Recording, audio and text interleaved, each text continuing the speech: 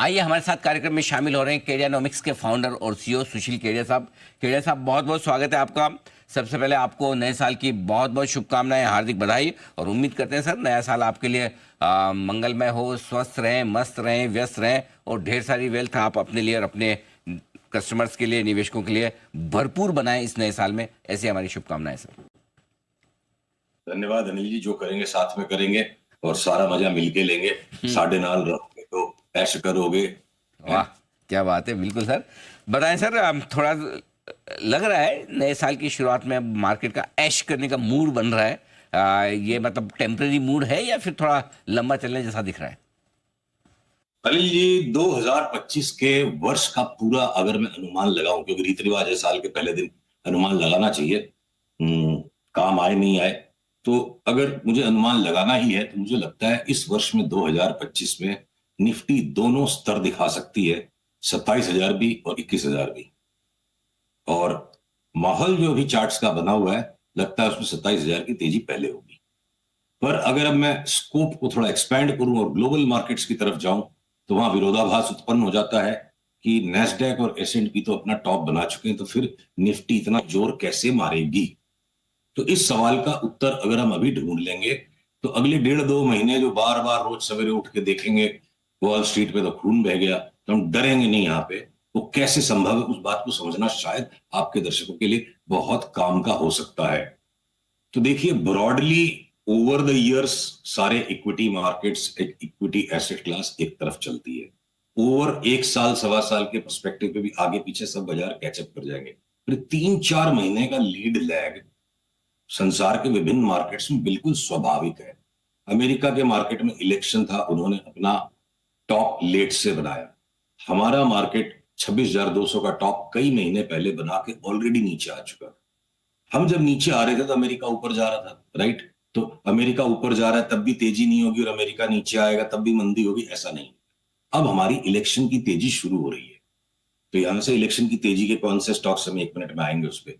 फिर इलेक्शन की तेजी के बाद हो सकता है कि जो भी अर्निंग्स डिसअपॉइंटमेंट्स पिछले क्वार्टर्स में थे, कुछ वहां से सपोर्ट मिल जाएगा। फिर हमारा आगे मॉनसून भी, तो कैसे कहानी बन जाएगी तो तब देखेंगे। चार्ट्स का पर्सपेक्टिव ये दिखाता है, एक बार अमेरिका में आने वाले 15-20% के करेक्शन से भी डरे बिना मैं बहुत सारे स्टॉक्स साल की शुरुआत में लेने में इच्छुक हूं इंडिया में। मामला गड़बड़ है, हो सकती है करेक्शन 15 से 20% की, लेकिन भारतीय बाजार थोड़े बेहतर हो सकते हैं स्टॉक स्पेसिफिक। ये राय आपके लिए आती हुई अच्छी बात है कि चलो भारतीय बाजार आपको बेहतर और मजबूत दिख रहे हैं। क्योंकि आपने नए साल की बात की, तो नए साल में थोड़ा सोने चांदी पर और कच्चे तेल पर भी आपका व्यू लेना चाहता हूं, बताएं सर।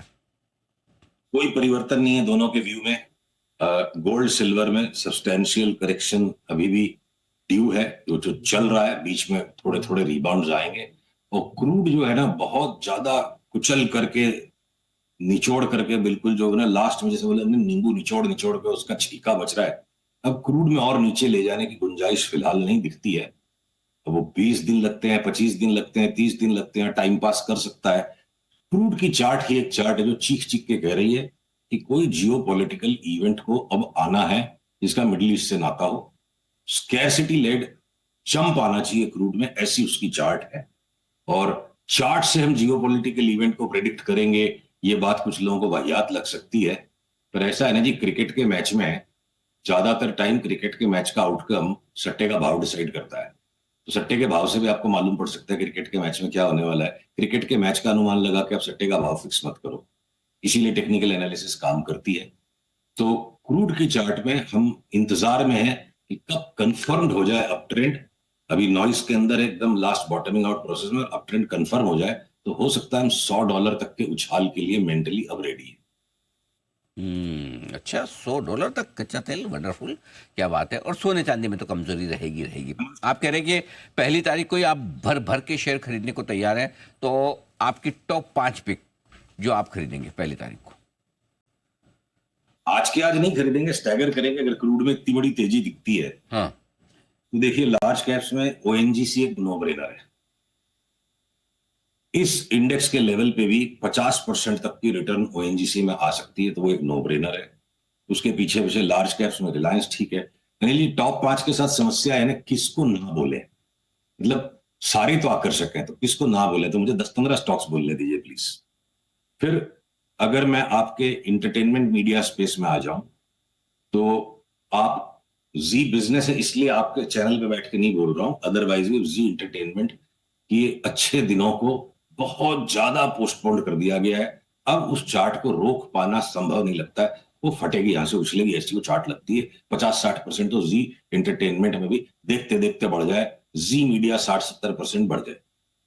अब आपके सारे गामा जो एक स्टॉक हमारा बड़ा फेवरेट स्टॉक है, काफी टाइम से हमारे निवेशक लेके बैठे हैं, मुझे लगता है अगली छलांग इसकी सीधे यहां से 800 रुपए तक आ जाए।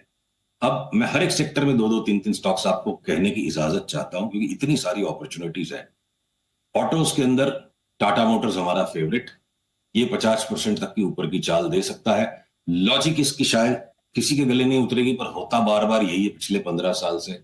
जब ब्रिटिश पाउंड में घुआर तेजी आती है, मिस्टीरियसली टाटा मोटर्स 40-50% बढ़ जाता है। जब 20 से 25% ब्रिटिश पाउंड की तेजी आती है, तो ब्रिटिश पाउंड की चार्ट पे हमें इस साल में 30% तक का उछाल डॉलर के सामने नजर आ रहा है। तो वो एक लॉजिक बनेगा या कोई और लॉजिक बनेगी, टाटा मोटर्स की चार्ट में हमें 1200, 1250 तक की जगह दिखती है। एक बार हम 1000 रुपए के लिए खेल रहे हैं। बाकी आपके बजाज ऑटो, हीरो मोटोकॉर्प, ये रिबाउंड मार सकते हैं वापस 20% का, बाकी निफ्टी के साथ में। तो टीवीएस मोटर का मोटा करेक्शन कंप्लीट हो गया, और मुझे लगता है टीवीएस मोटर्स भी एक न्यू हाई की तरफ भागेगा। अब मैं अगर आपसे बैंकों के बारे में बात करूं, तो बैंकों में मेरे को एक छोटे वाले बैंकों में बेफाम पैसा मिलता नजर आ रहा है इस साल। जम्मू एंड कश्मीर बैंक हम 20 रुपए के भाव से लेके बैठे हैं, और यहां से भी और माल ले रहे हैं कि डबल हो जाएगा। जम्मू एंड कश्मीर बैंक, चाहे वो जम्मू एंड कश्मीर के सुख चैन की कहानी है, या वहां अमन लौट रहा है या प्रगति लौटेगी, चार्ट बहुत तगड़ी है उसकी। अगर मैं आरबीएल बैंक में चलूं, तो मेरे को लगता है इसका एक रिजीम चेंज, एक साइक्लिकल शिफ्ट आ रहा है बैंक में। इतनी बड़ी तेजी का भी हमको आरबीएल बैंक में चार्ट पे दिखता है। बड़े से बड़ा एक्सपोजर लेके बैठने वाले फंड मैनेजर को भी लगता है सुशील तू हमारे से भी ज्यादा तेजी की बात कर रहा है। मतलब मैं नहीं बात करे, चार्ट बोल रही है। तो आरबीएल बैंक साल 1.5 साल में 500-600 कुछ भी भाव हो जाए कोई बड़ी बात नहीं लगती, तो हम ट्रेडिंग नहीं करेंगे, उसको उठा के दबोच के बैठेंगे। उसी तरह बंधन बैंक है। फिर लार्ज बैंक्स में, अब जैसे एक्सिस, ये इंडसइंड बैंक ने इतना धोखा दे दिया, वो खतरा हमें सारे ही लार्ज बैंक्स की चार्ट में दिखता है कि एक एक करके धुलाई ना हो जाए कहीं बैंकों में। लार्ज बैंक्स को हम बिल्कुल अवॉइड करेंगे। और अब आ जाते हैं बचे हुए 2 सेक्टर 3 सेक्टर्स पे। IT across the board short cell, पूरे मार्केट में एक ही सेक्टर है जो कि बाकी की चीज की रिस्क को हेज करने के लिए। और FMCG across the board delivery लेके बैठो। और बचता क्या है? फार्मा।